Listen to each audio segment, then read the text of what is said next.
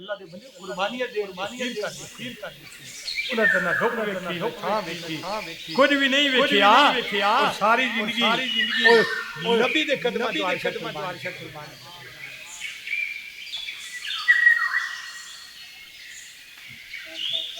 ہے توجہ اگلی بات سنو دوسری بات حدیث مبارکہ جنگ تبوک دے موقع دے میرے نبی پاک صلی اللہ علیہ وسلم صحابہ دے اندر مدینے کیا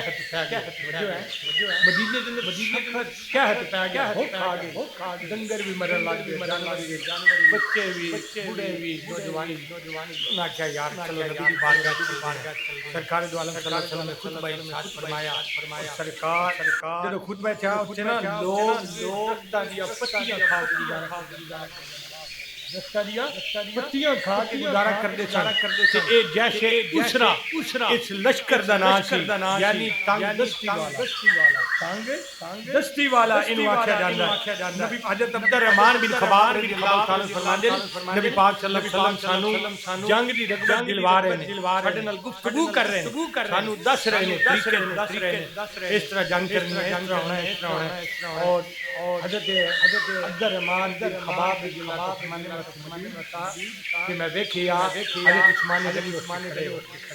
توجہ ہے حضرت عثمان غنی رضی اللہ تعالیٰ عنہ کھڑے ہو گئے عرض کی جدو حضور دی جوش تقریر سنی نا حضور دی پرجوش تقریر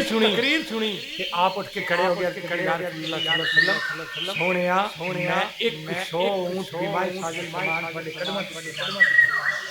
اللہ دے راز دے قربان کر رہا ہوں او امام علم کے غلاموں سنو مسلمان بھائیوں جب حضرت عثمان غنی رضی اللہ تعالیٰ نے گل کی حضور علیہ السلام نے فرمایا معاملہ بعد میرا عثمان جنتی ہے عثمان فی الجنہ میرا عثمان جنتی ہے پھر دوسری بار میرے آقا کریم علیہ السلام نے پھر ارشاد فرمایا پھر صحابہ نے رکوع کی باہر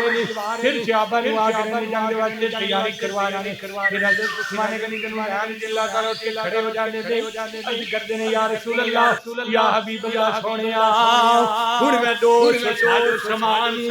جڑا اے اللہ دے راہ تے تواڈے قدماں تو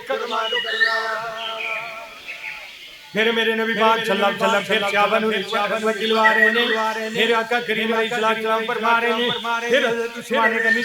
رضی اللہ تعالی عنہ کی سیوا اٹھ کے کھڑے ہو جانے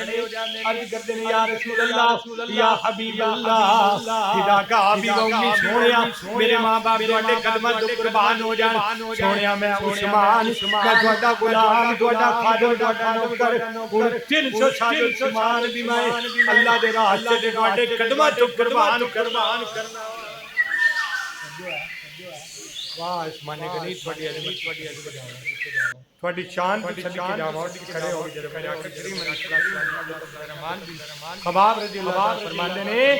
نبی پاک صلی اللہ علیہ وسلم منبر شریف پر اتر جا رہے ہیں سرکار فرماتے ہیں ما اعلی عثمان معاملہ بعد حاجی عثمان معاملہ بعد حاجی فرمایا کہ